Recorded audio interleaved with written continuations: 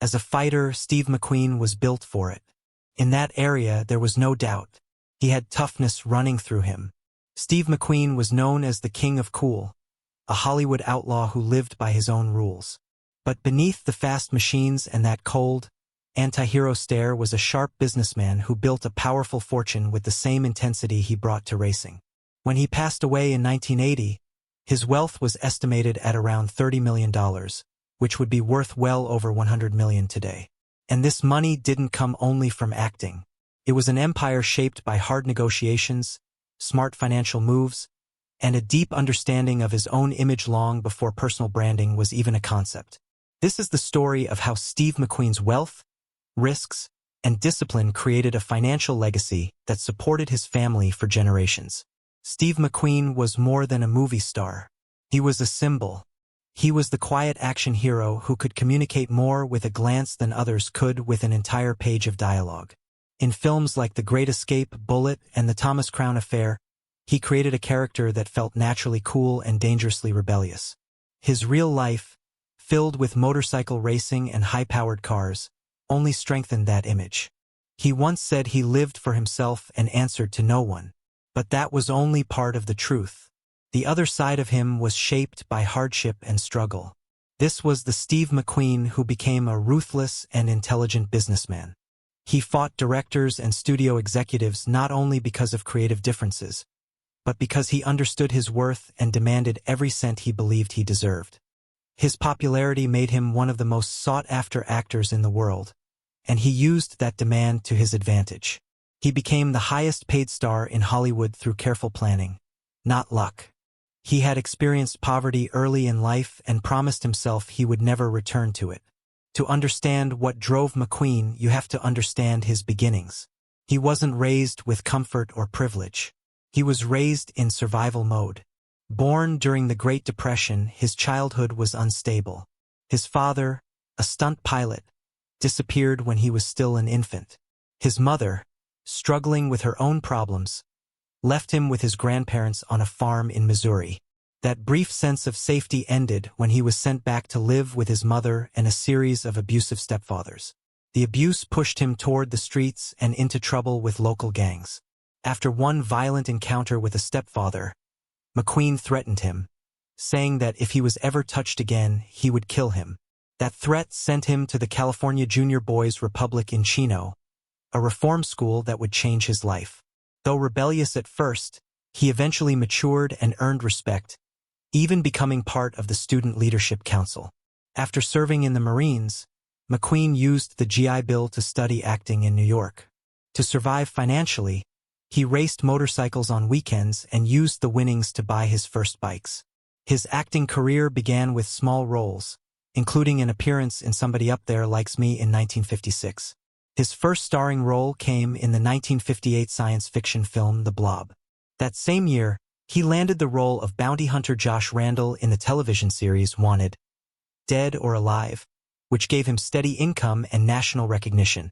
The 1960s launched him into superstardom. The Magnificent Seven and The Great Escape turned him into a global action icon. During The Great Escape, his competitive instincts and business awareness became clear. He ensured his character received the most memorable action sequence, the motorcycle escape, which made him stand out among an already famous cast. By the late 1960s, McQueen was earning $1 million per film, soon rising to $3 million. But that wasn't enough. He measured himself against Paul Newman, his greatest rival both on-screen and in professional racing. Their rivalry became legendary. McQueen even walked away from Butch Cassidy and the Sundance Kid because he couldn't secure top billing over Newman. That rivalry reached its climax with The Towering Inferno in 1974. McQueen demanded and received top billing, a larger role, and a salary that shattered records. He earned $12 million for that single film, which would equal roughly $76 million today. With that deal, he officially became the highest-paid actor in the world. What separated McQueen from other wealthy stars was his mindset. He didn't just earn money and spend it. He collected and invested with incredible instinct. He didn't build just a career. He built a physical empire of assets made of steel, leather, and land. These were things he loved, but also things he knew would hold value. His passion for cars was central to his financial strategy. He carefully selected rare vehicles, creating a collection that gained value simply because they belonged to him. This phenomenon became known as the Steve McQueen effect. The most famous example was the 1968 Ford Mustang GT from Bullitt. After filming, the car disappeared into private ownership. McQueen tried multiple times to buy it back but failed. When it finally resurfaced and went to auction in 2020, it sold for $3.4 million, becoming one of the most valuable movie cars in history. His personal collection was just as impressive. His 1963 Ferrari 250 GT Lusso sold for $2.3 million. His 1967 Ferrari 275 GTB/4 sold for over $10 million, far more than similar models, purely because it was his. That difference was the McQueen effect. His Porsche 917K from Le Mans sold in 2017 for $14 million, setting a record for Porsche at the time. Motorcycles were an even deeper passion. McQueen raced competitively under the alias Harvey Mushman to avoid studio restrictions. He once joked that he wasn't sure whether he was an actor who raced or a racer who acted.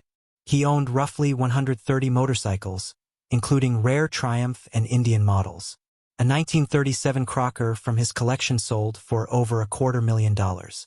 His Husqvarna 400 Cross, famously featured on the cover of Sports Illustrated, became one of the most iconic motorcycles in history. Real estate was another pillar of his wealth. His main residence was a ranch in Santa Paula, California, sitting on over 15 acres.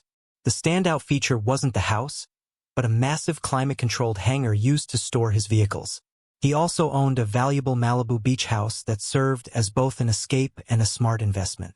Everything tied to McQueen gained value.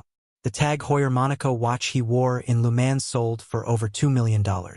His Persol sunglasses from the Thomas Crown affair became a lasting fashion icon. Even his racing gear sells for enormous sums.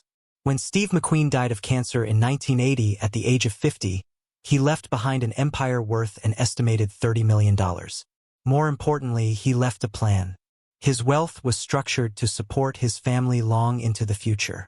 His main heirs were his children, Chad and Terry, and his widow Barbara Minty. The inheritance included assets, royalties, and image rights designed to generate income for decades. Chad McQueen followed his father's love of speed, becoming both an actor and professional racer. After his father's death, Chad became one of the primary guardians of the McQueen estate. He took control of licensing decisions and protected his father's image with discipline. Terry McQueen inherited part of the estate as well, but passed away in 1998. Her share was transferred into a trust for her daughter, Molly McQueen, who later became involved in preserving the family legacy. Protecting the McQueen name has been a serious mission. In 2017, the estate sued Ferrari for releasing a special edition car using the McQueen name without permission. The lawsuit sent a clear signal that the name Steve McQueen was a protected asset. What began as $30 million grew into a living financial engine. Royalties and licensing deals with brands like Triumph, Tag Heuer, and Persol continue to generate millions annually.